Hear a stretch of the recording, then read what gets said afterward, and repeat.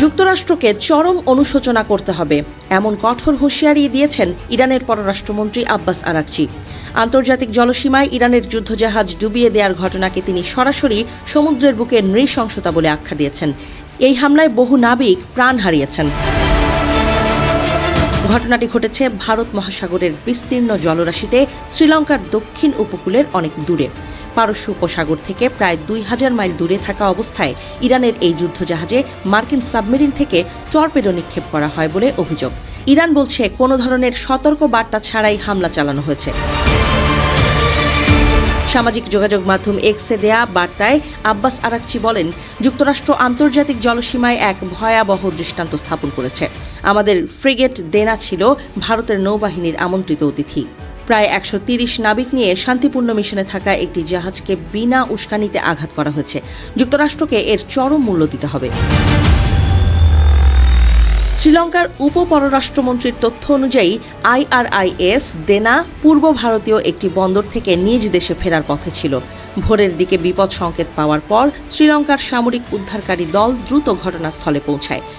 গল বন্দর শহরের হাসপাতাল সূত্রে জানা গেছে, এখন পর্যন্ত 87টি মরদেহ উদ্ধার করা হয়েছে। আরও 32 জন নাবিককে জীবিত উদ্ধার করে চিকিৎসা দেওয়া হচ্ছে। তবে প্রায় 60 জন এখনও নিখোঁজ বলে আশঙ্কা করা হচ্ছে। জাহাজে মোট প্রায় 180 জন আরোহী ছিলেন বলে ধারণা করা হচ্ছে।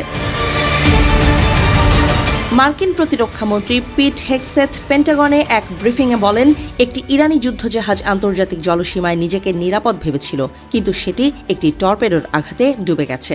ফ্রিগেট দেনা ফেব্রুয়ারি 18 থেকে 25 তারিখ পর্যন্ত বঙ্গোপসাগরে ভারতের আয়োজিত নৌ মহড়ায় অংশ নিয়েছিল। সামরিক পর্যবেক্ষকদের মতে এই উপস্থিতি হয়তো বড় শক্তিগুলোর নজরে পড়ে এবং কৌশলগত হিসাব নিকাশকে জটিল করে তোলে। এদিকে পাল্টা পদক্ষেপের ঘোষণা দিয়েছে ইরান। ইসলামী বিপ্লবী গার্ড কোর IRGC জানিয়েছে, তাদের নৌ ইউনিট উত্তর পারস্য উপসাগরে একটি মার্কিন তেলবাহী জাহাজে আঘাত হেনেছে এবং সেটিতে আগুন ধরে গেছে।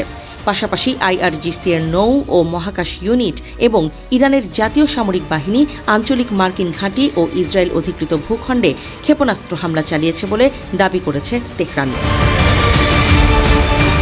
গত শনিবার থেকে পারস্য উপসাগর এলাকায় যুক্তরাষ্ট্র ও ইসরায়েলের নেতৃত্বে ইরানের বিরুদ্ধে সামরিক অভিযান চলমান রয়েছে বলে তেহরানের অভিযোগ। ইরান এটিকে উস্কানিবিহীন আগ্রাসন বলে আখ্যা দিয়েছে। এর জবাবে ধারাবাহিক ক্ষেপণাস্ত্র হামলা চালিয়ে যাচ্ছে তারা। পরিস্থিতি এতটাই উত্তপ্ত হয়ে উঠেছে যে ওয়াশিংটন অঞ্চল জুড়ে তাদের দূতাবাসগুলো সাময়িকভাবে বন্ধ করার ঘোষণা দিয়েছে। মার্কিন নাগরিকদের দ্রুত এলাকা ত্যাগের আহ্বান জানানো হয়েছে। বিশ্লেষকদের মতে, আন্তর্জাতিক জলসীমায় একটি সার্বভৌম দেশের যুদ্ধজাহাজ ডুবিয়ে দেওয়ার ঘটনা বিশ্ব রাজনীতিতে নতুন ও বিপজ্জনক দৃষ্টান্ত স্থাপন করতে পারে।